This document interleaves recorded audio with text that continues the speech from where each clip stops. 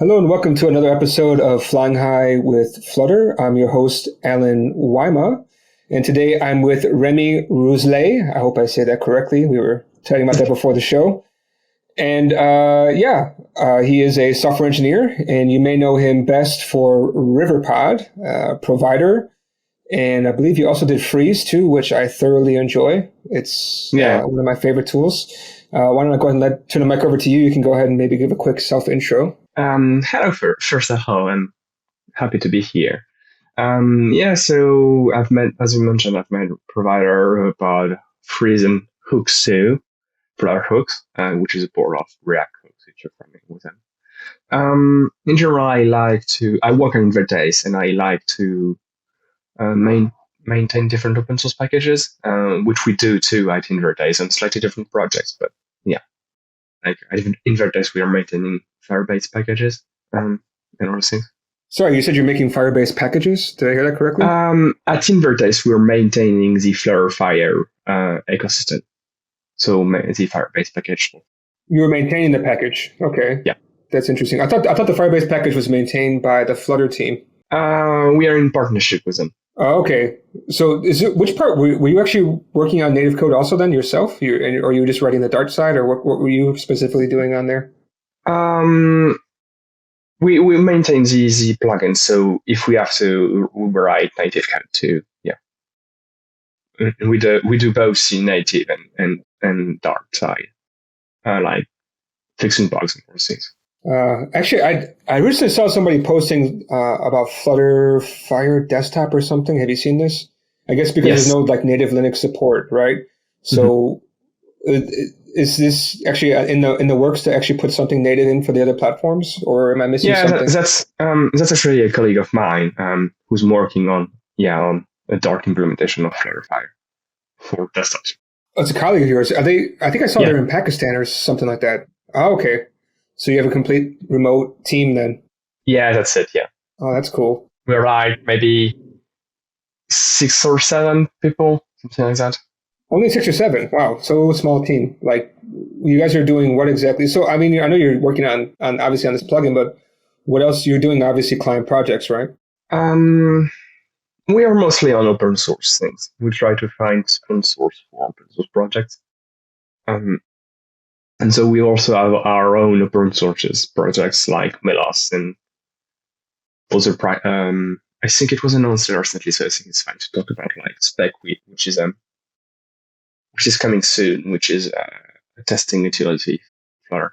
Yeah, actually, that's kind of interesting. There's Flutter testing is interesting because it's kind of like a first-class citizen, but it's also, I don't know. There's also plugins for it too. I don't know. I mean, I guess most people just work for the native stuff, right? People usually add things into their Flutter testing necessarily.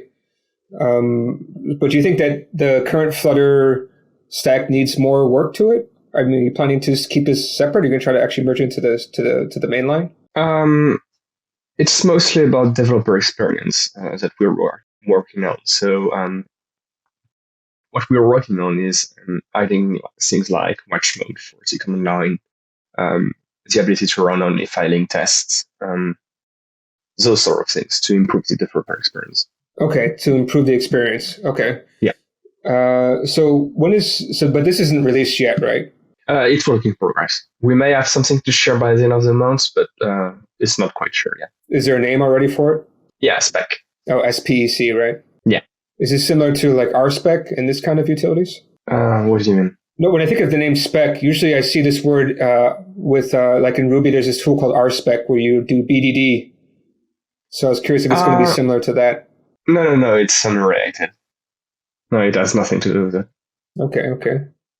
I mean, I don't even know where to start. Like I said, I was kind of praising you before the show, and maybe I should start praising you during the show. You're just a man that's really understands Dart and Flutter more than most people. Like, what actually kind of got you into Flutter and Dart anyways? Where'd you actually start from? It's actually a funny story. Actually, I used to be a web developer, working for typical business applications, and marketing, e-commerce applications. And so mostly React and Vue. But I rapidly got bored. Well, not quite bored. More about we had a lot of issues with in the project I was working on with the project. Like we had difficulties maintaining the project, and so but mostly because it was a very junior team, including me. I was very junior at that time. So we were looking at better practices on how to do things. So I was making my research too. So a colleague somehow suggested Dart, and I suggested TypeScript, which the project ended up using because Dart is not quite usable for the project we were working on. We couldn't really afford migrating a full React project to Dart. But I found Dart interesting, so I went ahead and figured like I could try it on my free time.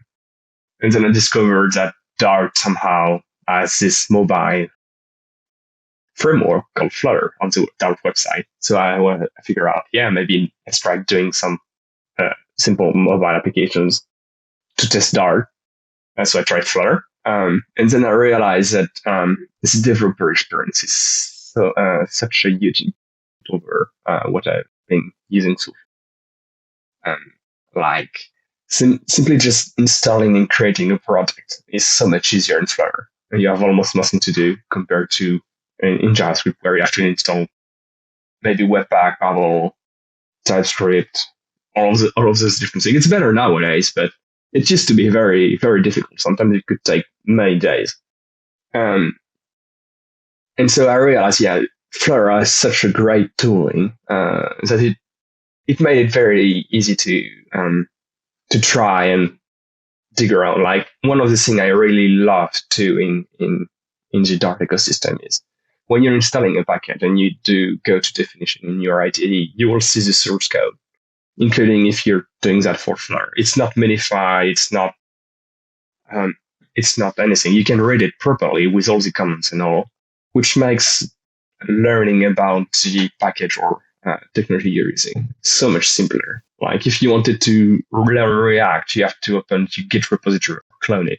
But with Flutter, you can open it directly. You can even change the code, and with it, Hot Reel still works. So it made me really curious about the technology because it's so easy to try. So I went ahead and I figure out that like one of my colleagues at the time was also named Remi, by the way, was using Stack Overflow, and he was very happy about his account. He said like, I have 1,000 points. Wow.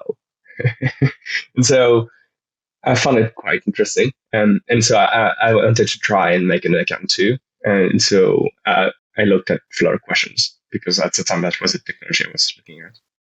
And I tried to answer random Flutter questions just to be curious. And I realized that I could learn a lot by trying to answer questions on Stack Overflow. So I got kind of like too much into it and I answered questions all the time on Flutter questions on Stack Overflow. And I did that for like 2 years straight. And at some point, I rapidly grew in experience thanks to that.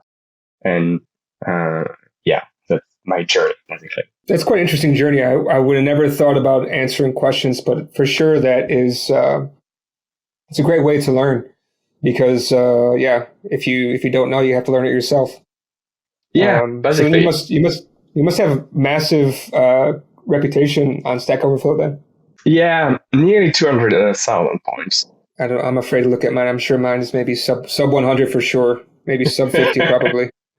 I'm usually on the other side. Actually, usually I'm looking for things rather than asking. So I'm happy that I'm not the one always asking. You're not one of the Stack Overflow trolls, are you? I always hear about those recently. I mean, I guess it depends on what you're seeing Stack Overflow trolls are. I'm not too sure, but usually I hear a lot of people saying like they ask a question and then like the guy comes back and just say, oh, you shouldn't ask stupid questions and then just kind of close the question or something. I think I can't remember what people are talking about, something like that. Mm.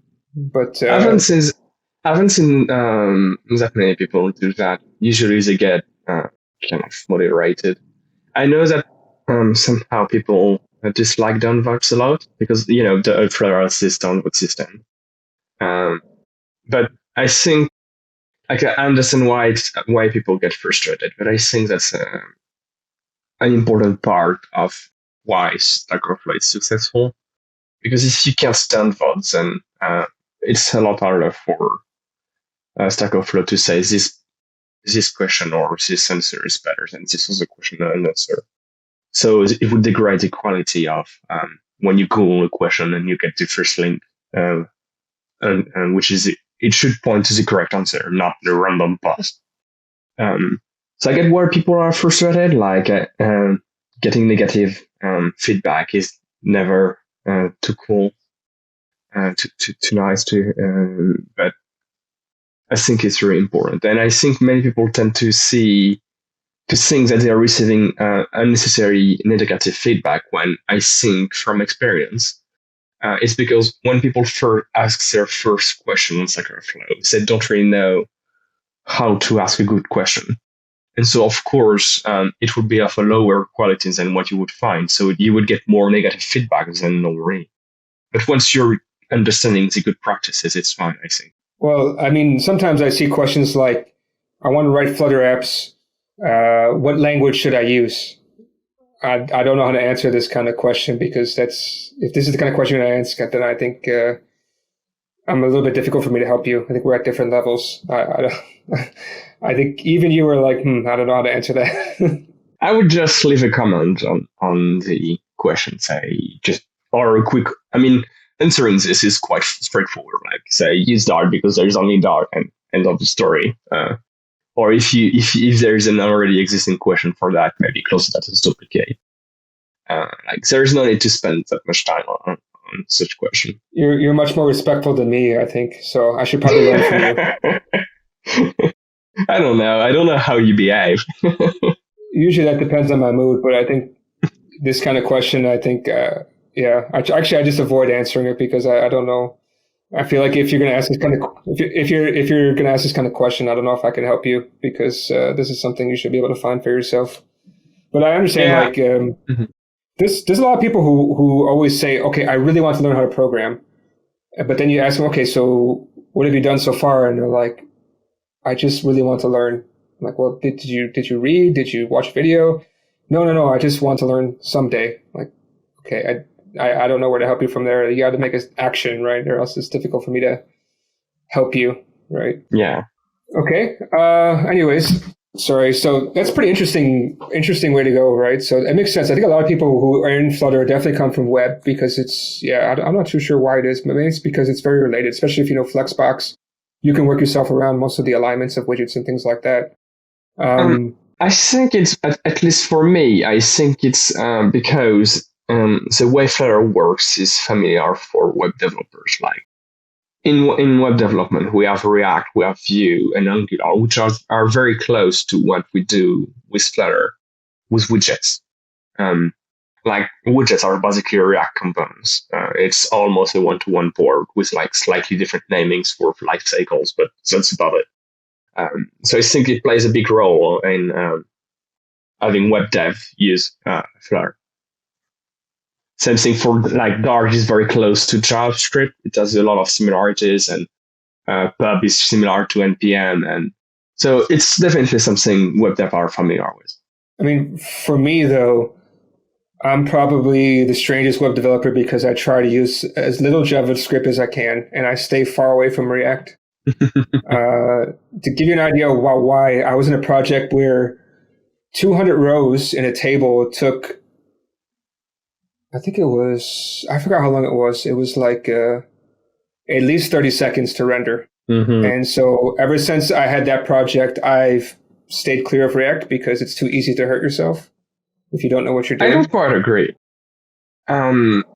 Actually, I feel like it's harder to hurt yourself. But of course, like bad code will always be bad code. But I think from experience, it's harder to do bad code with React because of how lifecycle works. Like if you, it's just hard to say like that. But I think you would have a much harder time if you just use raw JavaScript because you can do a lot worse things than with React. React forces you to structure your code. I don't know. I've never been a part of any project that took 30 seconds for 200 rows in a table. You would be surprised. That's it sound.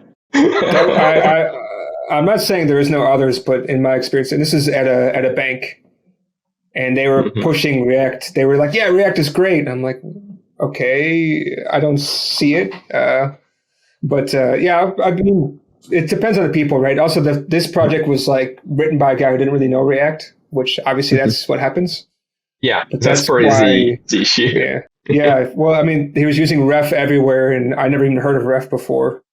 So, but yeah, I mean, for me, my whole thing is I try to stay far away from JavaScript as much as I can. I'm trying to use more server-side rendering and the SARs and stuff like that. But, interesting. I think I've come full circle about JavaScript. I'm still not fan about it, but I don't have this strong opinion that I used to have on JavaScript. Like, JavaScript is horrible, whatever.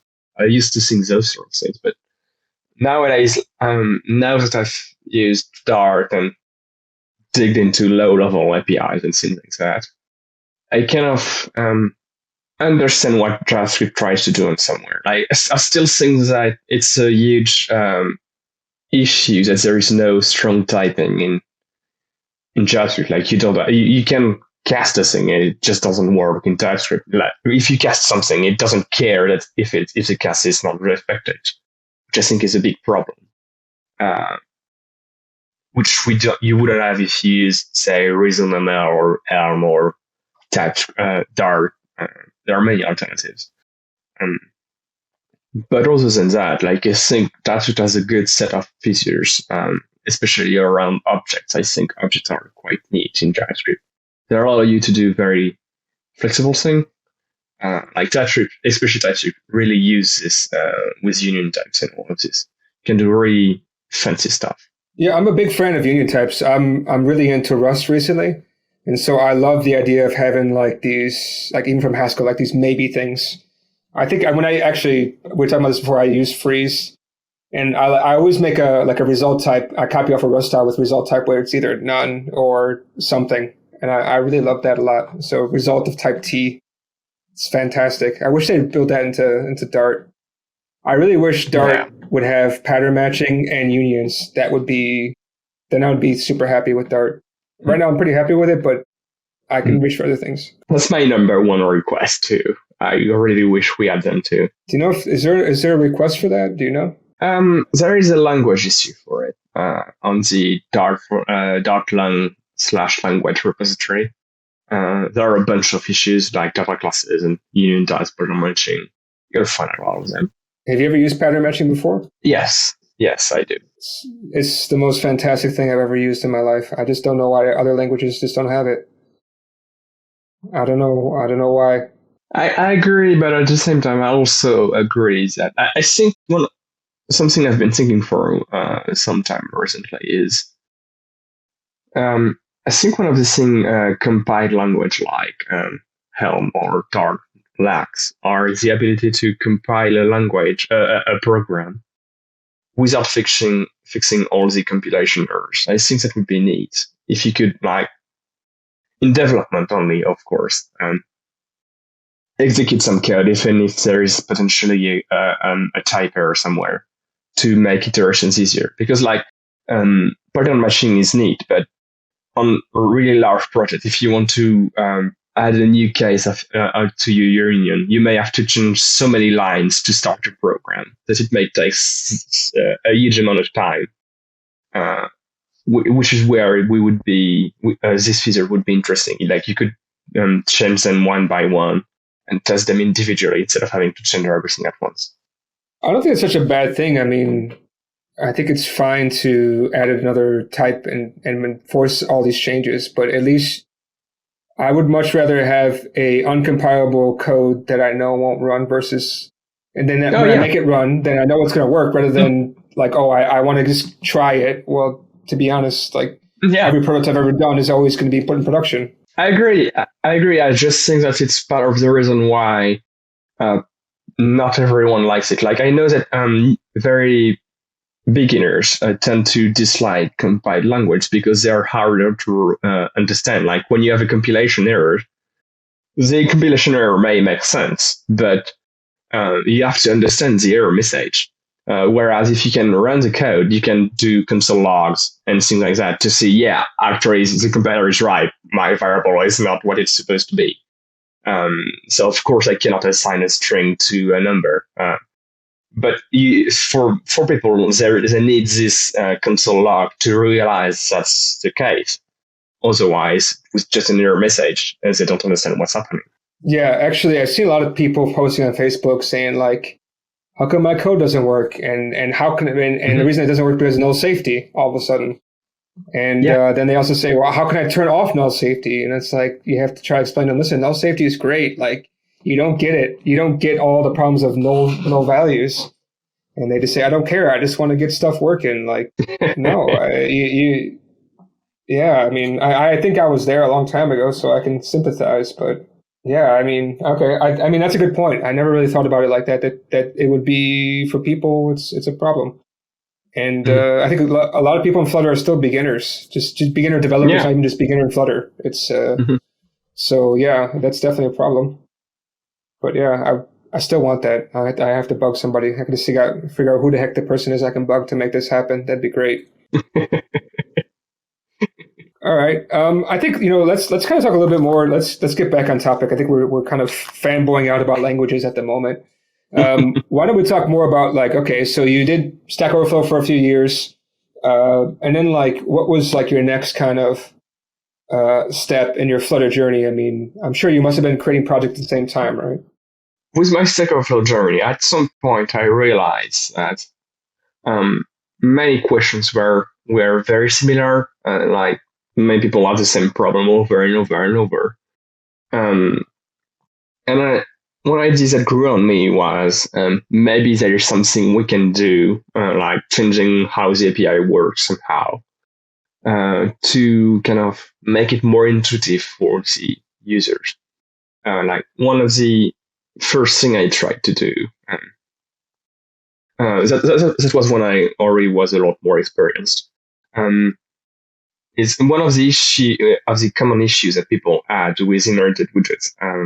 A few years ago, when Flutter was still in alpha, is they created their inherited widgets, but they didn't realize that they need to cache the mutable state that they pass to the inherited widget. Like if you create a change notifier and pass it to your inherited widget, you need to set for widget to keep tracks of, to keep a reference on that change notifier. But people just created this change notifier instance directly inside their build method as a parameter to the inherited widgets. So of course, if the widget rebuilds or if you do a hot reload and everything, you lose your state, of course. But people just didn't know that. And so one of the things I tried to do with Provider, that's how Provider came to be, was tweaking the API for an inherited widget such that instead of taking the raw value as parameter, it instead takes a callback that creates the change notifier and that disposes it for you. So that it's basically caching it for you. So if you're using it, then even if you're not aware of the problem, you won't face it. Like if you create your change notifier inside the build method, you won't lose your state because you forgot to cache it. So it's not about boilerplate, it's more about making it more intuitive for people who don't know necessarily all the problems involved. So yeah, that's how I got started on the open source package journey. And then as time passed, as I gained more experience, I found more problems to solve and search for new solutions and all of that. So that's also how Freeze came to be, hooks and Riverpod 2, which is Riverpod is also basically the same thing that Provider did for inherited widgets, but instead Riverpod is doing that to Provider. It's solving many problems with Provider. That's typically how I work nowadays. I try to fix issues by making the API more intuitive. I kind of wanted to go back. So I didn't quite understand the problem with inherited widget. You said you have to cache something. I didn't really know there's an issue with the state. I didn't think too much about the state. Like, isn't the inherited widget supposed to be a stateful widget so that way you won't lose your state? No, it's not. It's actually a completely stateless widget. The only thing inherited widgets do is passing to their descendants a value. But this value can be anything. It's not caching it at all. It's just like, it's kind of a getter that bypass some widgets in the widget tree. It's a getter that allows you to access some state in a constant way. Like, it's primarily used to avoid having to pass a value to every single constructor of all widgets in your widget tree, because that optimizes your builds and that, like, you could technically, if you're using the context API, visit all your ancestor widgets one by one to obtain some state somewhere. But then it's obviously, if your widget tree grows larger, the performance will decrease. Whereas with inherited widgets, the time it takes is constant for this. So that's great.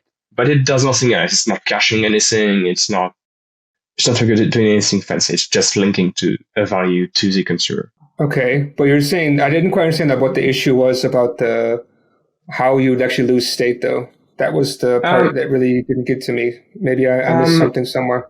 It's really similar to with Feature Builder and Stream Builder. Like, when people use Feature Builder and Stream Builder, they tend to create a new feature when they create their feature builders.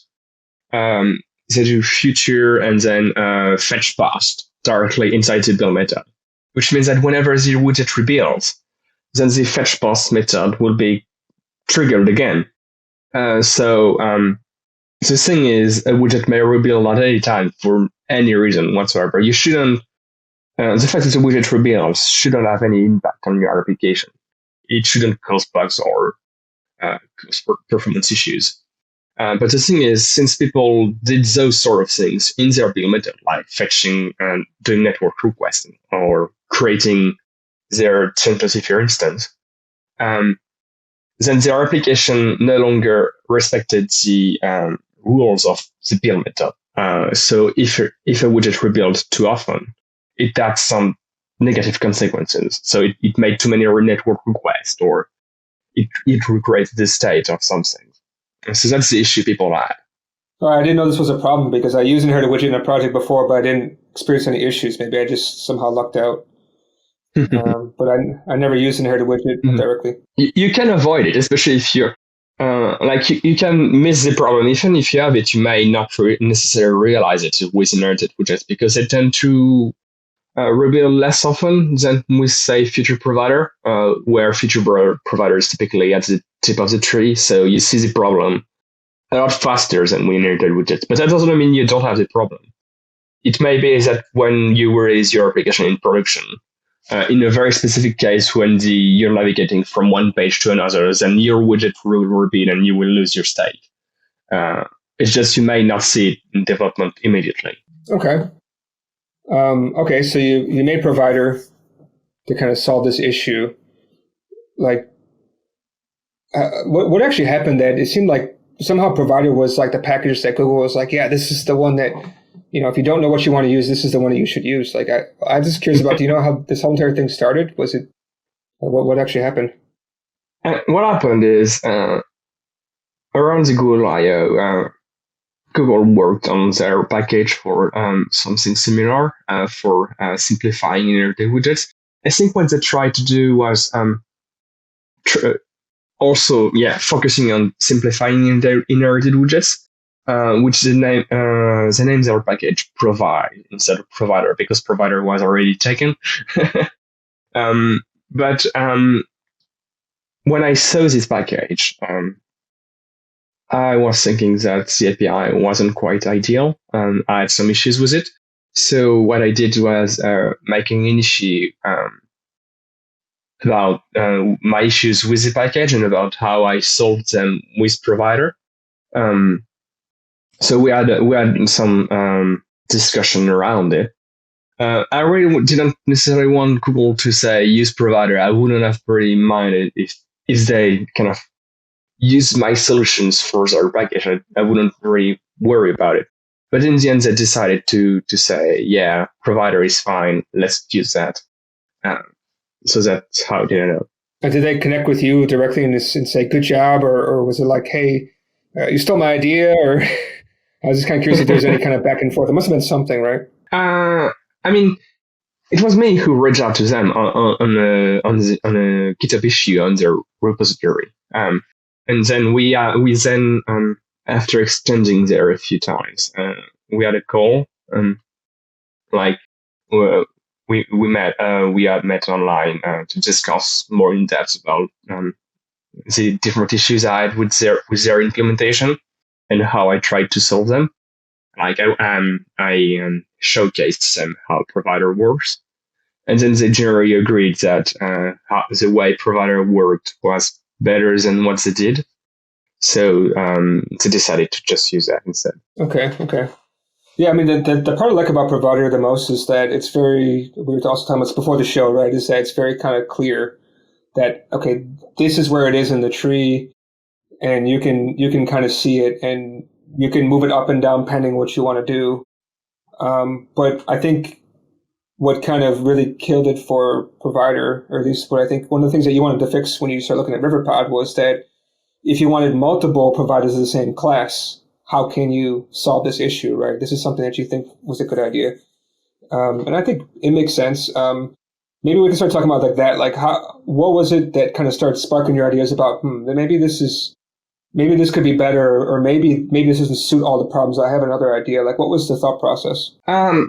It didn't necessarily at one specific turning point. It's more like over time I realized that provider had many issues. Like first, many people made issues about provider not found exceptions because somehow they're using build context that doesn't have access to the provider, or they're somehow making two providers of the same type, and they're trying to read both individually.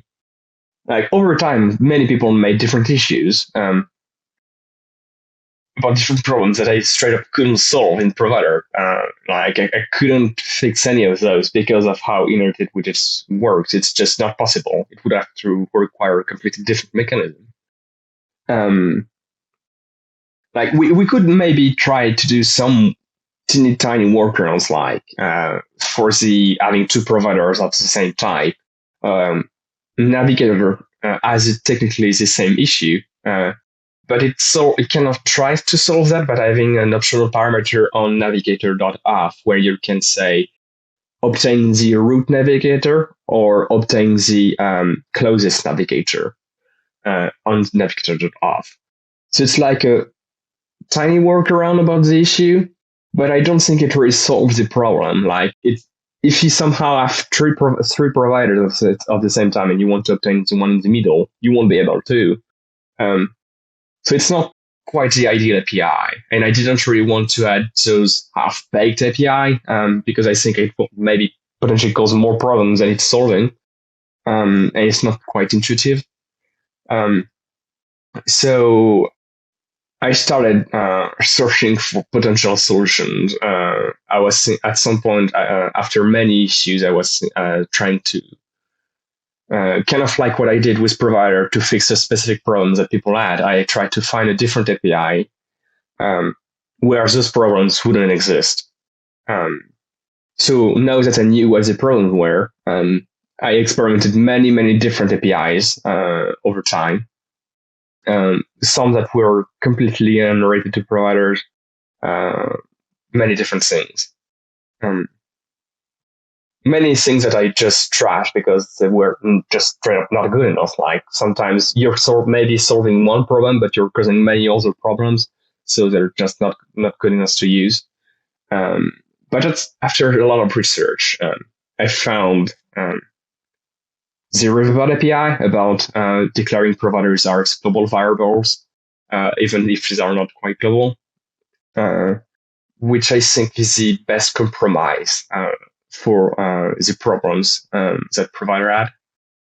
So that's how I figure out, it's solving the problem. But then I realized that I knew when I when I found this solution that folks that are currently using provider wouldn't quite be familiar with this new solution and wouldn't necessarily always like it. So I knew that I couldn't just do a new version for provider with those solutions, and instead I had to make a separate package for it to let people try it, and maybe people would say, yeah, that's not worth the trade-off, and I will stick to provider, which some people said, or maybe people will say, yeah, you're right, it's a big improvement, let's do that instead. So basically it's the journey here. I mean, it's quite a different API. Like, where did you get your inspiration for doing this kind of thing? Because it's like where it's kind of mentioned before, it's strange, but strange kind of negative.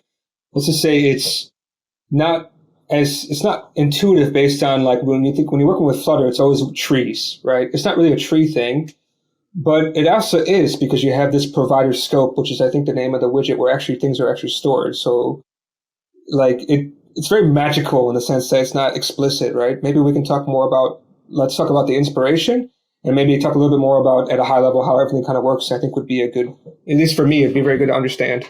My inspiration was I've been using React for a while, and in React they have this context API where when you're defining, they have something similar to inherited widgets, but they're not using generic types. Instead, they're defining a global variable for their inherited widgets.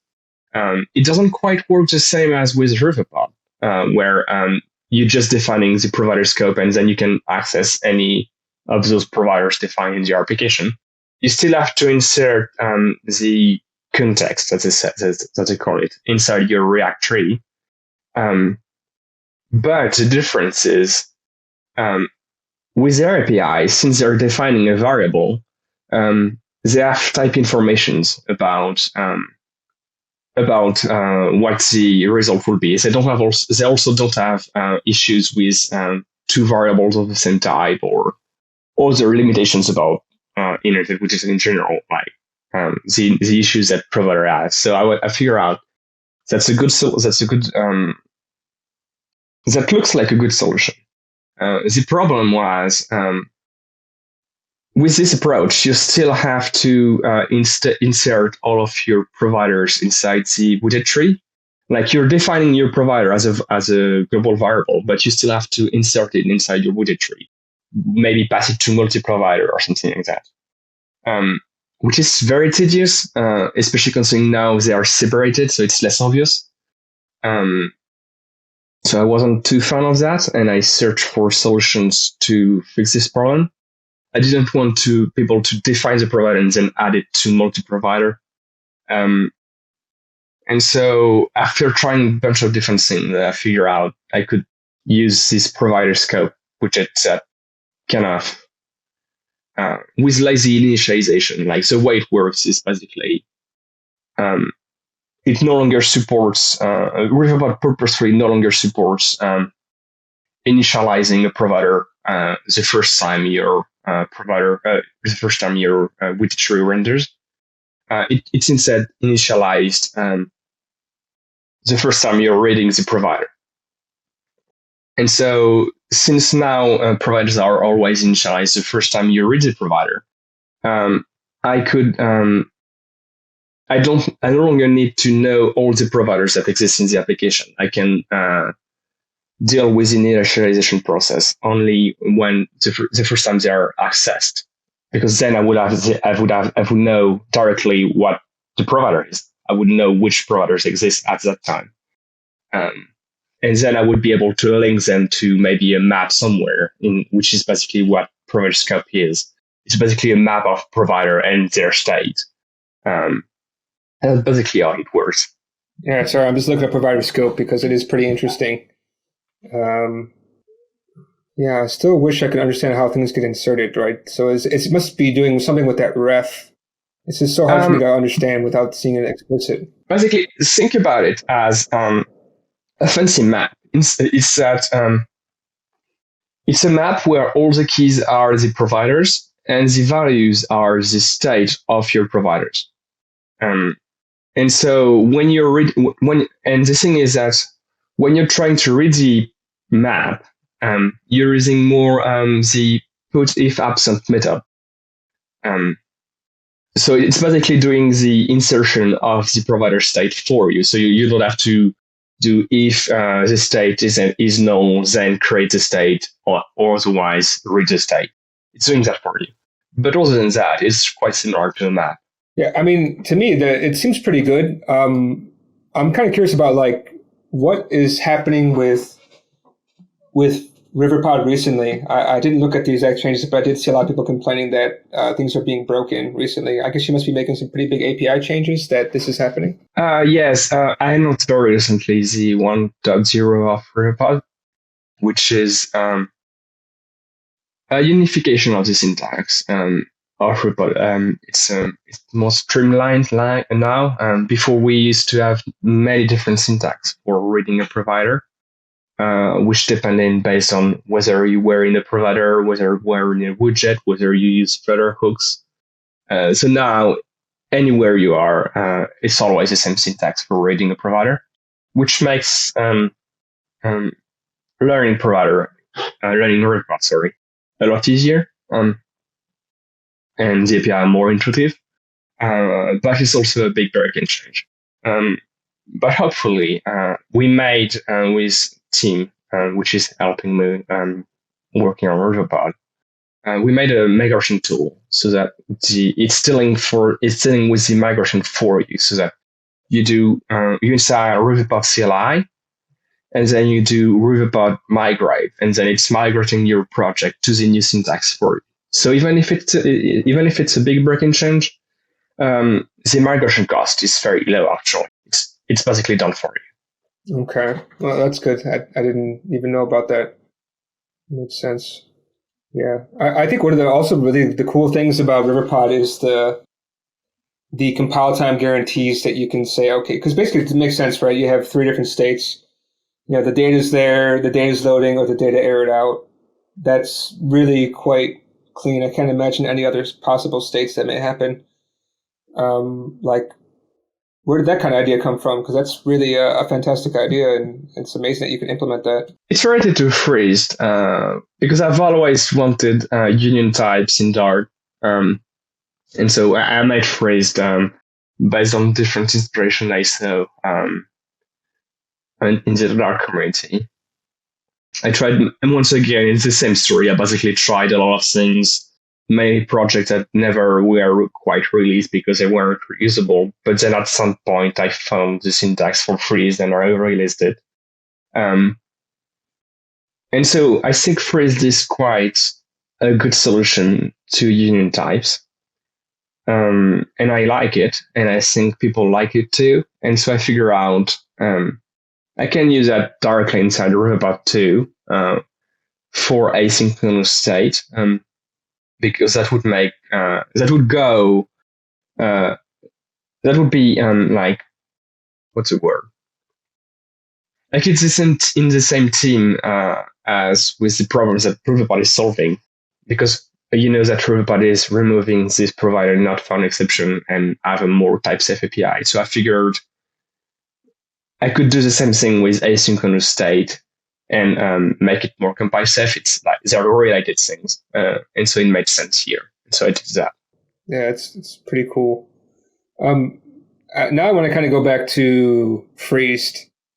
I love freezed. I come from my background is usually a lot of functional programming, which of course is how immutable data. So that's why freeze really appeals to me. The only thing I don't like about freeze is that I have to run the build runner, which is annoying. Although I did find out the watch command that makes life much easier. But still, that's definitely one of the worst things is running all that stuff. Like, is there a way that we can make this a little bit nicer in the future where it could just not have to rebuild everything every time I turn it on, or we kind of stuck with this? There is actually a language proposal at the moment about this. the Dart team is looking at, instead of using build runner, they're looking at dealing with code generation directly inside the compiler for much better performance. And so basically the idea is once this is available, we are migrating to freeze to this new function, this new functionality, which is called metaprogramming, static metaprogramming. So that's the idea. So it's supposed to be used typically for freezed or adjacent serializable or data classes in general, or maybe other things like reflectable or that. It's basically everything that's using code generation at the moment will likely have to migrate to metaprogramming for performance improvements. Really, I'm looking forward to that because that would make life much easier. Yeah. Let me also ask you another question, right? So the syntax, I tried looking this up myself. When you define constructors in freeze, you usually have to use the const keyword. So what is a const in a constructor necessarily? I've seen const in the name of the constructor, but I didn't quite understand how that works and what that actually means.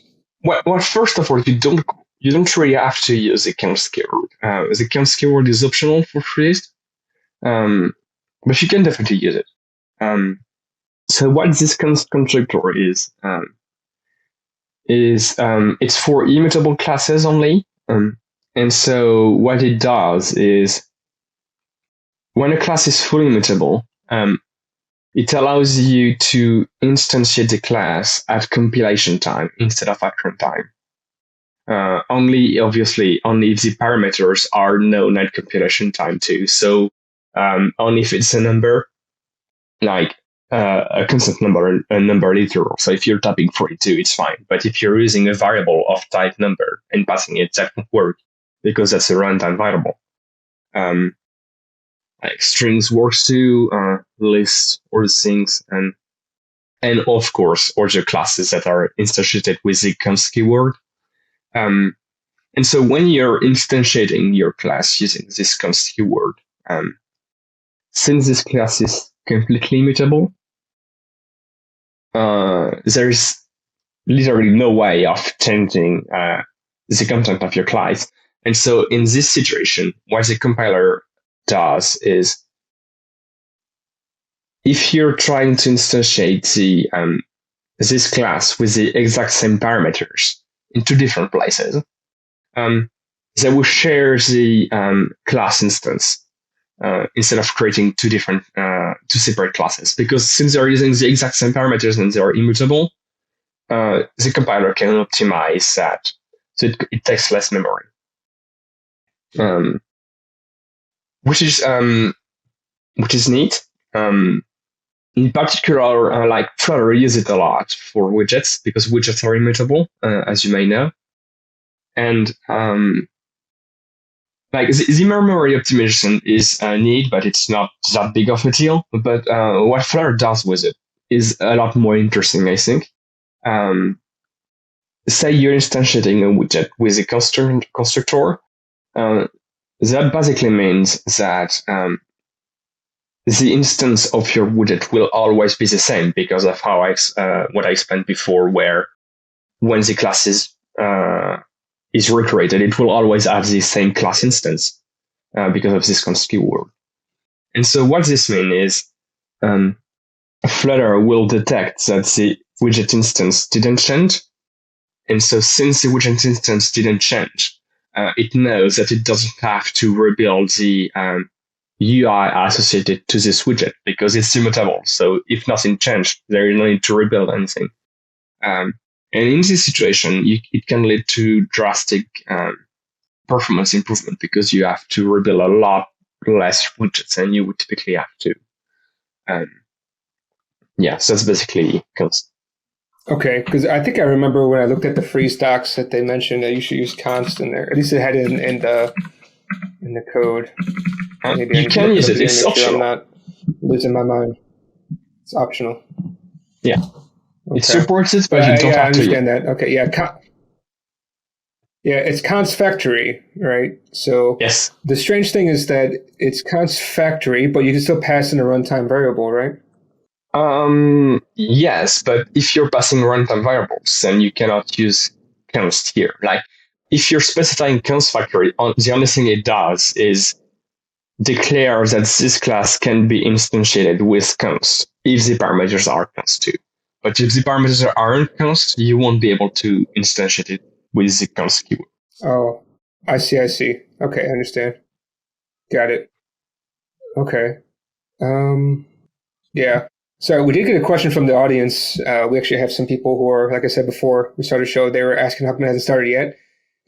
Somebody asked, will Riverpod replace provider, meaning that will provider be removed from pub.dev?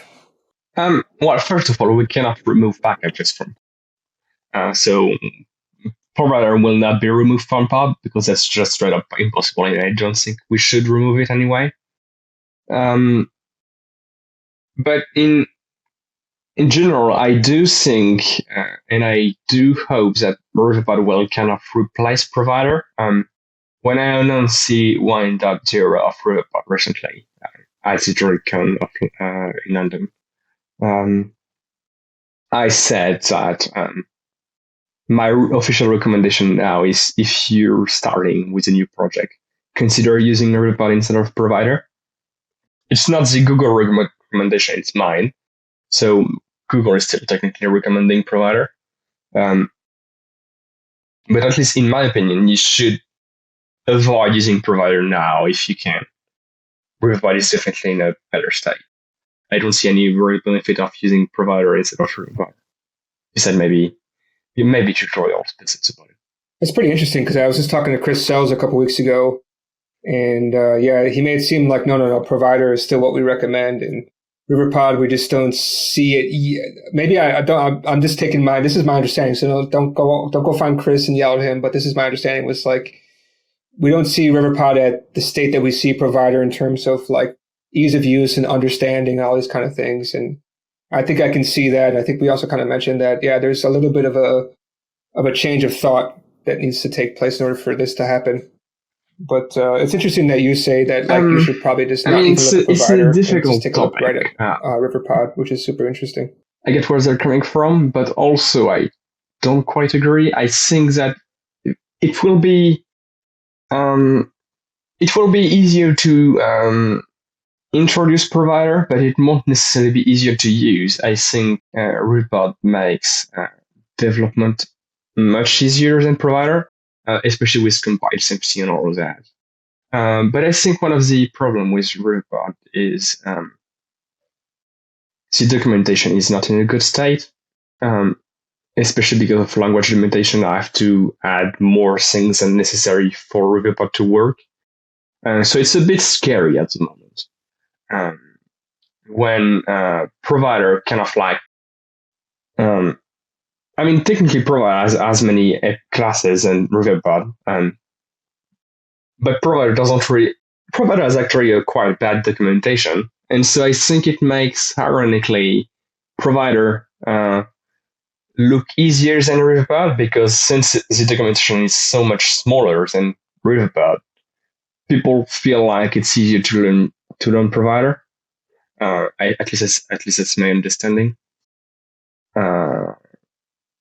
We'll see. I'll try to find solutions to this problem because I think that it's a communication issue, likely, and that in the long run, I think maybe the mindset will change. Hopefully. I may be wrong, but hopefully. Yeah, I just didn't find it. Like we were talking before the show, I have one project. So most of my projects are built using block, and that's using Flutter block, so that's using provider underneath the hood. So it makes a lot of sense for me. But yeah, I do run into the issue of like cannot find the block. Okay, it happens, and I agree. I like the style of Riverpod in that terms that you can have it anywhere because you got the provider scope. You can put that on top of your app. You're ready to go. Where was I going with this one?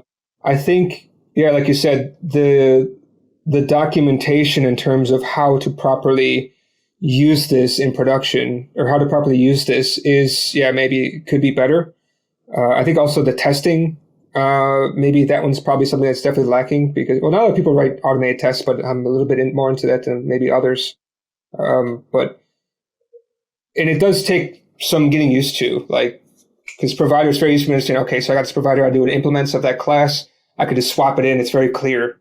But it's also not, like you said, it's not that much complicated. I mean, you wrap a provider scope, you do an override with, and you can pass in, it's basically the same thing, just different syntax. So you have to like wrap your mind around the syntax, which is really what's the most difficult part for me to wrap my mind around. But once you have that, then I think it's rather straightforward. Yeah. I think one of the irony with provider is that, as I mentioned, there are many things that provider is not solving. There are many issues that Riverpod solves that provider does not. But I think that it may make Riverpod look easier in that provider look easier in that sense, because I think many people are scared about the API and the many different articles, like the fact that Riverpod has just a simple README, whereas provider has a simple README, whereas Riverpod has a complete website with multiple articles, things like that. Like people, especially those that are not familiar with those problems that provider is not solving, they may think, "Oh my God, there are so many things. What do I need to do?" When actually, if you use provider, you would have issues. But if you use Riverpod, those issues are solved already. It's just people don't necessarily realize it. Okay. I may need to start doing more stuff with Riverpod to get used to it more. I feel like maybe I might be missing something. Definitely. Now that I've released now that I've announced the 1.0 of Riverpod, the plan is definitely to do a rework of the documentation to be beginner friendly, because it's definitely not at the moment. So yeah. I think the most difficult part is like, because the syntax has changed a couple of times, where it's like, I forgot what the changes were, but it's something like you would say like dot, like provider dot, and then like state, and then it used to be like provider dot, like somehow it changed, like when you would watch things. I can't remember what the changes were, but you probably know what I'm talking about, where like the attributes that you would call, they changed, and also some of them were different too. It's like if you're using state notified provider, it was like this. But if you're using provider, it's just like this. And then finally, I think he unified it to where they're acting the same. And yeah, I think I also hit a stage where like I had to change because I upgraded Riverpod and like things changed. Yeah, I mean, anytime we made such change, we made sure to release a migration tool too, but maybe people didn't necessarily always realize it.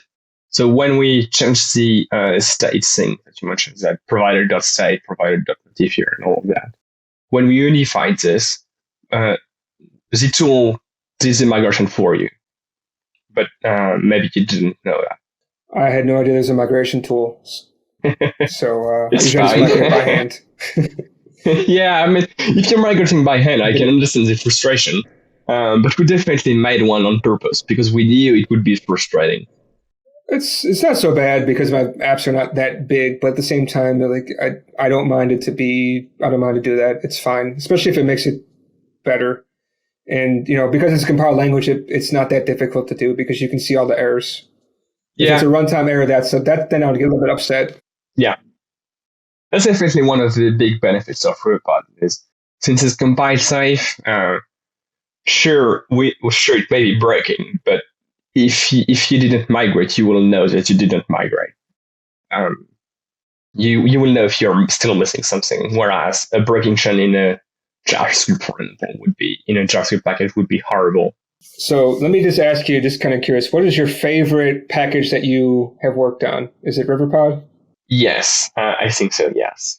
I was hoping you're going to throw me a screwball and say something very strange, but you gave me the typical answer I was expecting, which I'm a little bit upset about, but it's okay. I mean, it's a close match between Riverpod and Freeze. I think they're both good contenders for my favorite package. I think Freeze is definitely more interesting. You do a lot more interesting stuff. Mm-hmm. I don't quite agree. I think Riverpod is doing many very, very interesting things. It's just, once again, the documentation is an issue at the moment. It's not necessarily making those interesting things obvious. Like, my favorite thing with Riverpod is ref.watch, which is unique to Riverpod. Like, you won't find it in provider, or you won't finding it block, you won't find it in anywhere.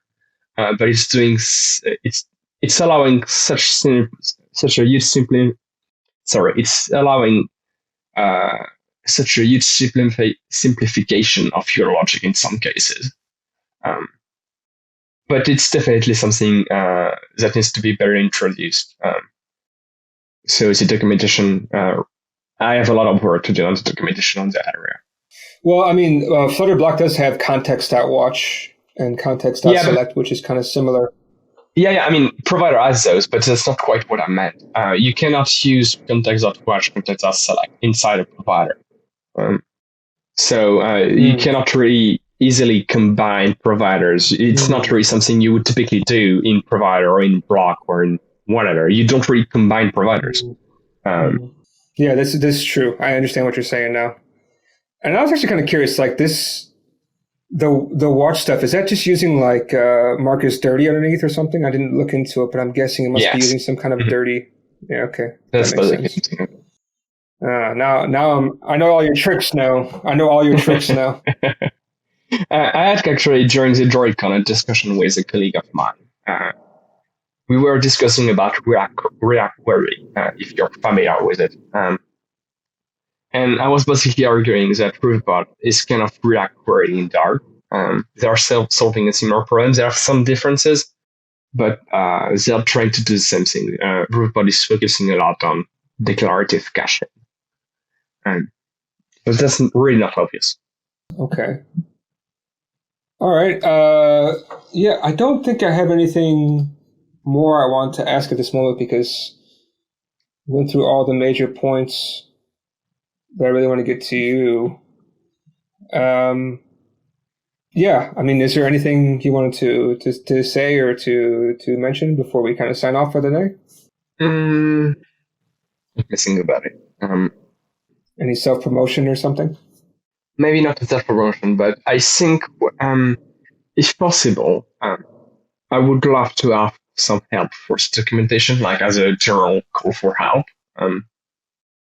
Because I know that as the author of provider and all sorts of things, I know how to use those things, but I don't have this beginner point of view. And in general, I'm bad at writing articles. And so I have a lot of issues on how to make a good documentation.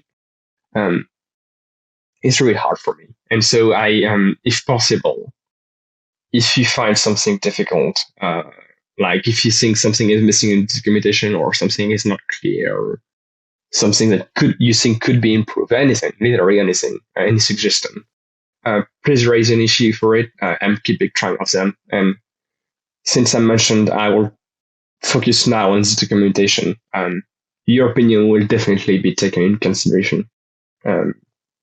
So please feel free to reach out and try and help with the documentation. Okay. Yeah. I'm just trying to think about for me, I like to know the deep as possible to really understand everything, but I think that may scare people away. So how do you make it approachable yet informative? It's going to be tricky for me too. I think a good documentation should allow you to do both. At the moment, it's mostly technical, and so it's mostly missing the beginner-friendly part. Like it's explaining the concepts, but not necessarily the journey on how to build an application and something that people generally understand. Yeah, a good documentation should definitely have both. Yeah, definitely. Okay. No, I think that's good. I may think about putting some use to it, but maybe I'm not the right person also to write this kind of stuff because I'm too far in the weeds, too deep down. to I mean, it's fine. Like, I think any comment is generally useful. Like even just a random question is fine. It helps tracking down the problem. Like if many people ask different questions, like if for example, if a common question comes up many times, maybe it's worth having kind of like a flag somewhere on the documentation that takes this exact question and that explains the answer. So just even asking questions is fine. Even if you don't like anything is fine already. Yeah, I think the only thing I'd like to have more documentation of not using consumer widget What do you mean? because not everybody uses that one. No, I was just looking through the reading provider, right? Because that was something I hung up before. Talked to you about that. Hmm. And so reading provider, I'm just looking through the documentation and you're always using the consumer widget. But if you're not using consumer widget, then this kind of docs may not make sense for you. If there's a way Um, that you could flip back and forth between consumer widget and not using consumer widget, like on all these different blocks that you have, that might be kind of nice.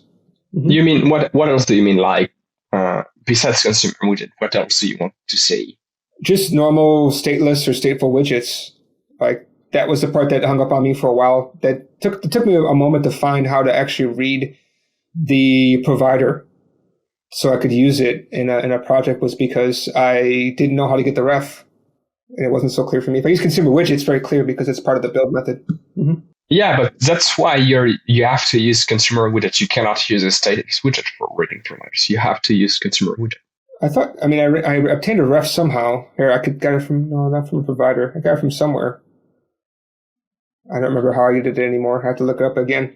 Oh, I used the context to get it. Yeah, you could use the widget called consumer, not consumer widget, which is a builder, um, which passes you your ref and returns a widget of your choice. But it's basically a consumer widget anyway, so it's basically the same thing. Yeah, I think what I did is I just used context read or something. I can't remember what I used to get what I need to get because I didn't need to rebuild. I just needed to only call a function, and that was already using watch, I think, somewhere. I can't remember now. It's been a while, but yeah, I mean, I wish there was that would be something I wish was in the docs is more about how to do stuff if you're not using consumer widget or hook widget. I'm aware that you wrote those two and that you think they should be used together, but if you're not using it together, then it would be good to have. Because But I if you're mean, just saying, let's use Riverpod, you should use Riverpod, but then you don't use consumer widget because you don't really know what is consumer widget, then that would be a hang up possibly because all of your stuff is using consumer widget. Because then you're making me add another package just to use it. but the thing is, if you're using Riverpod, you have to use consumer widget. You cannot not use it. You have to. It's a necessary step. Why would you have to use consumer widget just for using this? It is necessary to obtain the ref, and the ref is critical to reading providers. Oh, There's no way sorry, not around it. consumer. No, you could just use consumer, I think, right? If you want to get the Oh ref. yeah, but that's consumer widget. It's the same thing. Okay. Yeah. Well, I'm looking at extends consumer widget versus just consumer, I think, which was what you're talking about. Mm. Oh, you think you want the documentation to show consumer instead of extending consumer widget? Exactly. That's what comes to my mind. Because I don't like to always add in these special widgets because like if I bring a new person onto the team and they haven't used Riverpod before, they probably don't know what is consumer widget. They probably don't know all like hook widget. I'm aware that they're popular. I'm aware that they give a lot of niceties to them. But if you have only been using provider, let's just say, right? Let's just say they've only been using provider for the longest time. I'm using Riverpod. Then they have more things to pick up rather than just the one, right? So it's kind of like there's a barrier that, okay, if I have to use this one, now I have to add another package on top. That's just kind of building up to more things that I think is too much, right? But maybe I'm making this into drama, but that's just kind of what comes to my mind. That's fair if you think that's too much. But I really don't think that it's an optional step. Like I don't think the documentation can just not mention it. For me, it's you cannot do without it. Because I mean, if the documentation mentioned consumer instead of consumer widget, I think it's kind of missing the point of because you're supposed to use consumer widgets. So if people start using consumer instead, they wouldn't use the correct syntax if you know what I mean. But I mean that's fair. I'll see what I can do about it. I'm thinking about it. Yeah, I'm just looking at my project. So like I said, I only have one project with Riverpod and I'm using consumer instead of using consumer widget, extending consumer widget. So that's why. Mm-hmm. I see. Interesting. That's a funny way of using it. And it's just because like I wanted to onboard people to this project, but I feel if I extend consumer widget, then that may make them feel more confused because it's not in simple Flutter tutorials, right? Most of them, like you said, they maybe use provider or even just normal stateful widgets. Mm-hmm. I wish I could do without it. There's definitely something like one of the things I wish I could fix. Have some form of functionalities inside built-in Flutter widgets that could allow implementing Riverpod without consumer widget. That would be great. I don't think we'll have any, but I wish. I can definitely I can rewrite all your examples using that. It's not difficult for me. No, I mean, that's not quite what I meant. I wish I could remove consumer widget and still allow doing what it's supposed to do. Oh, I see. Because I wish I could. Yeah, I wish I could do without this thing. Yeah, I mean, documentation is not simple, right? So yeah. The thing is, this is your problem, not mine. So I wish you good luck. If I come up with some ideas, I mean, I'll spell them out to you. But I feel like maybe I won't be able to do it. I mean, anyone can help, really. Mm-hmm. Anyone can help, really. It's also a call to your audience, obviously. Like if someone listening here has some ideas, I'm really open to anything. Yeah. Okay. So you guys heard it. If you want to help out Riverpod because it's one of your favorite state management solutions, definitely get out there and try to help out with the docs. Documentation is not easy. Everybody wants to write code, but nobody wants to write docs. But everybody wants to read the docs. Everybody wants to read the docs. Nobody wants to write them. Okay. Okay. Again, thank you for your time. We went a little bit over time, but I'm glad you can give me so much of your time again. If I keep saying that word over and over again. Yeah, hopefully we can have you back on here again when you got some more changes come up to the Riverpod. I'm sure. Sure. There's going to be maybe, I don't know, mountain pod or something coming up soon, I'm guessing. You're going to have another idea. No. No, this is the end of your inspiration? This is the end of your inspiration? I still have a lot of things I want to do, but they're not involving making a new package. Well, not quite making a new package, but more... The ideas I currently have are for DevTools, links, things like those. So they're complementary to Riverpod in terms of... they're not a rival to Riverpod. I don't have to depreciate Riverpod. They're more combining. Okay. So more tooling. That's good. Yeah. Well, definitely you can reach out if you want to kind of introduce any of your new products and let us know what's going on because I haven't met a bad package from you so far. Nice, thank you. So are you sick too? I'm also sick. Maybe did you get me sick? I don't think so. I don't think that's how it works. Okay. Well, I hope you get better. I got my, if you see over here, here's my baggie of medicine I got to take.